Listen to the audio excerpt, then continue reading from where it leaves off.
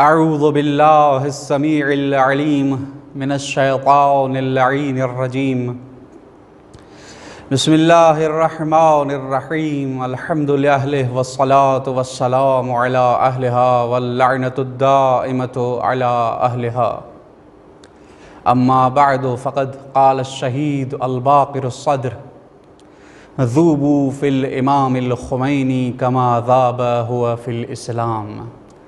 ناظرین کرام، السلام علیکم ورحمۃ اللہ وبرکاتہ۔ خداوند متعال کے لطف و احسان ہیں کہ ایک بار پھر جنہوں نے ہمیں یہ توفیق عنایت فرمائی کہ چند عرائض آپ کے سامنے عرض کر سکوں۔ آج کی اس نشست میں اسلام کی عظیم شخصیت اور ہماری اس صدی کی باعظمت شخصیت حضرت امام خمینی کے حوالے سے چند عرائض لے کر حاضر ہوا ہوں۔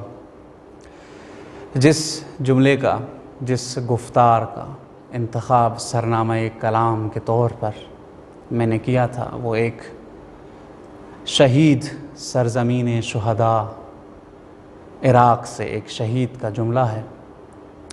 فرماتے ہیں ذوبوا فی الامام الخمینی، شہید باقر الصدر جو خود مزاحمت اور مقاومت اسلامی کی بہترین شخصیت ہیں، جنہوں نے درجہ شہادت اپنی ہمشیرہ کے ساتھ حاصل کیا تھا۔ فرماتے ہیں ذوبوا فی الامام الخمینی، امام خمینی میں ذوب ہو جاؤ، کما ذاب ہوا فی الاسلام، جس طرح وہ اسلام میں ذوب ہو چکے ہیں۔ اب یہاں پہ ذوب کی معنی تھوڑی سی مشکل نظر آتی ہے۔ ذوب کی معنی کرتے ہیں گھل مل جانا، ایک چیز کا دوسرے چیز میں ختم ہو جانا۔ جس طرح برف پانی میں ڈالتے ہیں تو وہ ذوب ہو جاتی ہے، ختم ہو جاتی ہے۔ شہید فرماتے ہیں کہ اسی طرح آپ امام خمینی کی شخصیت میں ذوب ہو جائیں۔ کیوں ذوب ہو جائیں؟ وجہ کیا ہے ذوب ہونے کی؟ تو اس وجہ کے طور پر بیان کرتے ہیں کیونکہ وہ مکمل اسلامی شخصیت تھے، اپنے پورے وجود کے اطوار اور انداز ان کے اسلامی تھے اور ایک الہی شخصیت تھے۔ اپنے دور میں اور ہمارے اس دور میں صراط مستقیم کا شاخسانہ وہی ایک شخصیت ہے۔ یعنی کہہ سکتے ہیں کہ امام خمینی صراط مستقیم کا واضح اور کھلا ہوا مصداق ہے۔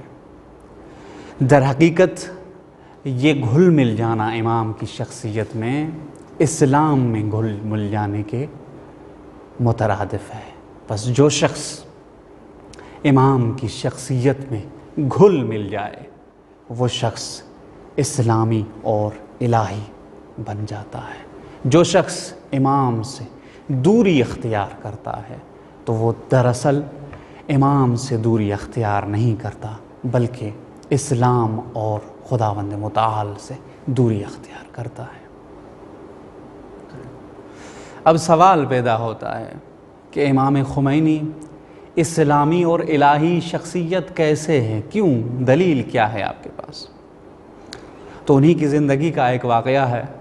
جب سلمان رشدی ملعون نے کتاب لکھی تھی تو امام نے جواباً ایک فتویٰ جاری کیا تھا، امام خمینی رضوان اللہ تعالیٰ نے، کہ اس کے قتل کا فتویٰ جاری کیا تھا۔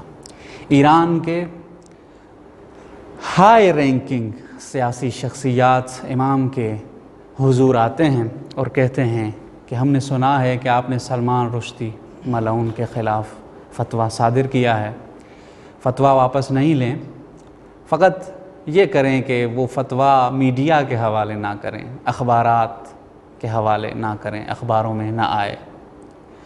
وجوہات اور اسباب بتانے لگے کہ یہ وجہ ہے، یہ فلسفہ ہے، یہ سبب ہے، یہ علت ہے جس کی بنا پر یہ فتویٰ آپ کا میڈیا پر نہیں آنا چاہیے۔ آخر میں جب انہوں نے دیکھا کہ امام خمینی آخر میں جب انہوں نے یہ دیکھا کہ امام خمینی قانع نہیں ہو رہے، تو آخری سبب اور علت انہوں نے یہ بیان کی کہ ممکن ہے کہ ایران ایسی مشکلات کا شکار ہو جائے کہ جس مشکلات کا سامنا ایران نہ کر سکے اور ہم سروائیو نہ کر سکیں۔ حضرت امام خمینی ایک دفعہ ان کو دیکھ کر حیران ہو جاتے ہیں اور کہتے ہیں، انہی کا جملہ ہے یہ کہ مگر بناست کے ایران بمانت، بناست کے اسلام بمانت، کہ مگر ہم نے کب یہ چاہا ہے کہ ایران بچے، ایران رہے، ہم تو یہ چاہتے ہیں کہ اسلام رہے۔ لوگ کہتے ہیں کہ امام خمینی نے ایرانی انقلاب کی پائے گزاری کی، بنا گزاری کی، اس کے بانی تھے، لیکن یہ جملہ گویا ہے کہ یہ انقلاب ایرانی نہ تھا بلکہ یہ انقلاب اسلامی انقلاب تھا۔ جملہ دیکھیں کہ مگر بناست کے ایران بمانت، بناست کے اسلام بمانت، کہ ہماری یہ کب منشا تھی کہ ایران باقی رہے، ہم تو یہ چاہتے ہیں کہ اسلام باقی رہے۔ اسی طرح اسی وجہ سے امام خمینی کو امام انقلاب کہتے ہیں، امام انقلاب اسلامی کہتے ہیں۔ میڈیا یہی دکھاتا رہا اس دور کا، ابھی تک بھی بعض اناد پرست شخص اور ادارے ابھی تک یہ جلوہ کرتے ہیں کہ یہ انقلاب در حقیقت اسلامی نہیں بلکہ ایرانی انقلاب ہے، لیکن یہ امام کا ایک جملہ اس پورے انقلاب کی انشورنس ہے، بیمہ ہے کہ یہ انقلاب ایرانی نہیں بلکہ یہ انقلاب مکمل طور پر اسلامی ہے۔ دوسری دلیل کہ اس امام خمینی کی شخصیت اسلامی شخصیت ہے، کیونکہ جب بھی ہم کسی شخصیت کو دیکھتے ہیں تو ان کے معیارات کو دیکھنا پڑتا ہے کہ اس کے کیا معیارات ہیں، کیا ویلیوز ہیں۔ تو ہم جب امام خمینی کی زندگی کا مطالعہ کرتے ہیں تو ہم بخوبی جانتے ہیں کہ یہ معیار عیناً اسلامی معیار تھے۔ اگر کسی شخصیت کو ان کے معیارات میں پرکھنے کی کوشش کی جائے تو سب سے کٹھن اور مشکل دور اس شخصیت کا مختلف مشکلات میں گھرے ہوئے وقت کا انتخاب کرنا چاہیے کہ اس کے مشکل وقت اور جو سخت ترین حالات ہیں ان میں دیکھیں کہ وہ اپنے معیارات کو تبدیل کرتے ہیں یا نہیں۔ جنگ جو ہر مملکت اور ملک کے لیے نازک، مشکل اور سخت حالت رہتی ہے، آئیے ہم امام کو اس جنگ کے دور میں دیکھیں اور سمجھ پائیں کہ امام کیسے معیار اسلامی کو اپنی زندگی پر لاگو کیے ہوئے تھے۔ ہر کسی کے پاس جیت اور ہار کا، جنگ کی جیتنے اور ہارنے کا الگ معیار رہتا ہے۔ آج کل معاشرے میں جو معیار ہے وہ یہ ہے کہ فلاں نے فلاں کو مار گرایا، جس نے مار گرایا وہ جیتا، جو مر گیا وہ ہار گیا۔ آج کل ہمارے معاشرے میں یہی معیار ہے کہ فلاں نے 3 میزائل داغے ہیں اور ان کے اتنے فوجی، اتنے لوگ، اتنے ادارے، اتنے ساختمانیں، اتنی بلڈنگز وغیرہ گر گئیں، یہ وہ ہو گیا، اس نے جنگ جیت لی۔ لیکن جب ہم امام کی زندگی پر اور امام کے دور میں مختلف حالات کو دیکھتے ہیں تو ہم بخوبی جان سکتے ہیں کہ جو معیار اسلام نے ہمیں دیا تھا وہی معیار عیناً امام خمینی نے اپنی زندگی میں اپنائے ہوئے ہیں۔ امام فرماتے ہیں کہ ہم اگر اپنی ذمہ داری نبھاتے ہوئے کوئی معرکہ، کوئی جنگ جیت جاتے ہیں تو غازی کہلاتے ہیں۔ اسلام کے ناصر کہلاتے ہیں، مددگار کہلاتے ہیں، اور اگر ذمہ داری نبھاتے ہوئے قتل کیے جاتے ہیں تو اس کی اجر اور پاداش قرب خدا ہے۔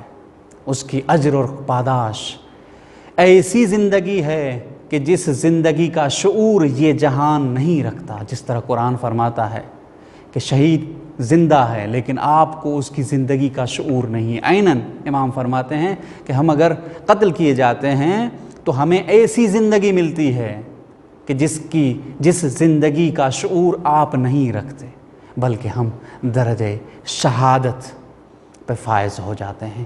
یہی درس اور یہی لیسن امام خمینی نے کربلا سے لیا تھا۔ کربلا میں یہی ہوا تھا کہ کسی بھی قلم کو یہ جرت اور طاقت نہیں ہے کہ وہ یہ لکھے کہ امام حسین نعوذ باللہ جنگ ہارے تھے، بلکہ آج ہر قلم یہی لکھتا ہے کہ امام حسین قتل ہو کر، شہید ہو کر، اپنے بیٹے، بھتیجے، بھائی سب قربان کر کے بھی فاتح اسلام رہے۔ یہی معیار امام خمینی کا تھا۔ امام خمینی کی شخصیت کے لیے اگر جاننا چاہتے ہیں تو وہی اصول جو آپ کے معاشرے میں حاکم ہے وہی اپنائیں، کہ ہر شخصیت کو جاننے کے لیے، جانچنے کے لیے 3 سوالات کے جواب ہر کوئی تلاش کرتا ہے کہ وہ کون تھا، کون ہے، اور کیا کرتا رہا یا کیا کر رہا ہے۔ تیسرا، وہ امت سے کیا چاہتے تھے۔ یہ 3 سوال مہم ہیں ہر کسی کی شخصیت جانچنے کے لیے۔ تو امام خمینی کی اگر ہم اوصاف پہ، ان کی صفتوں پہ، جو ان کی ویژگیاں تھیں، خصوصیات تھیں، ان پر ہم اگر نظر ڈالتے ہیں تو ہم یہ جان لیتے ہیں کہ امام میں ایسی صفات بے پناہ موجود ہیں، لا تعداد موجود ہیں، جو ایک صفت اگر کسی انسان میں پائی جائے تو وہ ایک مکمل انسان بن سکتا ہے۔ جس طرح ارادے کی بات ہم نے کی کہ امام نے ارادہ کیا کہ میں یہ فتویٰ دوں گا سلمان رشدی ملعون کے بارے میں، تو آخر تک اٹل رہے۔ ارادے میں راسخ انسان تھے، فولادی ارادے کے مالک تھے۔ سلمان رشدی والا واقعہ آپ کے سامنے ہے۔ ایسی شخصیت تھے کہ ان کا رعب، دبدبا ایسا تھا کہ کوئی بھی سامنے والا حقیقت کو پنہاں کرنے کی جرت تک نہیں رکھتا تھا۔ توڑ موڑ کر، تھوڑی بتا کر اور جان چھڑانا تو اور بات ہے، لیکن چھپانے کی جرت بھی نہیں رکھتا تھا۔ یہ کیوں ہوتا ہے؟ یہ چیز تب ہوتی ہے جب سامنے والا بھی حق و حقیقت کو لوگوں کے سامنے رکھنے والا ہو، جس کی زندگی کا کوئی گوشہ عوام سے مخفی نہ ہو۔ یہ وہی کر سکتا ہے۔ ایسا رعب و دبدبا تھا۔ پھر بھی جب محراب عبادت میں یا پھر زندگی کے بعض حالات میں دیکھتے ہیں تو امام جیسا رؤوف اور رحم دل ہمیں کہیں نظر نہیں آتا۔ امام ایسی شخصیت تھی کہ جن میں نفسانی خواہشات پائی ہی نہیں جاتی تھی۔ بہت ہی کم انسان ہوتے ہیں جن میں نفسانی خواہشات نہیں ہوں یا پھر کم ہوں، لیکن امام میں کبھی بھی نفسانی خواہشات نہیں تھیں۔ اس کی مثال آپ کے سامنے عرض کروں کہ ابھی چند دن پہلے ایک ویڈیو نشر ہوئی، وہ ایرانی عوام سے خطاب کر رہے تھے، تو سارے انقلاب کے بعد کی تھی، تو وہ سارے انقلاب کو لوگوں کی طرف، شہداء کی طرف، جو ان میں زخمی ہوئے تھے ان کی طرف، جو ان میں اسیر ہوئے تھے ان کی طرف نسبت دیتے ہیں، اور آخر میں یہ کہتے ہیں کہ ہمیں یہ حق نہیں کہ ہم اس سے کوئی استفادہ کریں، کوئی عنوان لے لیں، مثلا فلاں انقلاب کا یہ امام خمینی، نہ، اس کے حق میں بالکل نہیں تھے، بلکہ امام خمینی رضوان اللہ تعالی رضوان اللہ تعالی اپنی خواہشات اور نفسانی خواہشات کے پیچھے ہرگز نہ تھے، بلکہ امام خمینی خواہشات نفسانی کے اسیر نہ تھے بلکہ ان پر امیر تھے۔ نفسانی خواہشات امام پر تسلط نہیں رکھتی تھی، بلکہ امام وہ شخصیت تھے کہ جو نفسانی خواہشات پر تسلط کامل رکھتے تھے۔ وہ ایسی شخصیت تھے کہ ان کے سمندر جیسے وجود میں آنے والے سخت طوفان مشکلات کبھی موجزن نہیں ہوئے، کوئی تلاطم نہیں لا سکے، اور آخر میں جب وہ وصیت کرتے ہیں تو اطمینان کا اظہار کرتے ہوئے اس جہان کو چھوڑتے ہیں۔ خداوند متعال سے دعا ہے کہ ہمیں امام راحل کی سیرت پر عمل کرنے کی توفیق عنایت فرمائے۔ والسلام علیکم ورحمۃ اللہ وبرکاتہ۔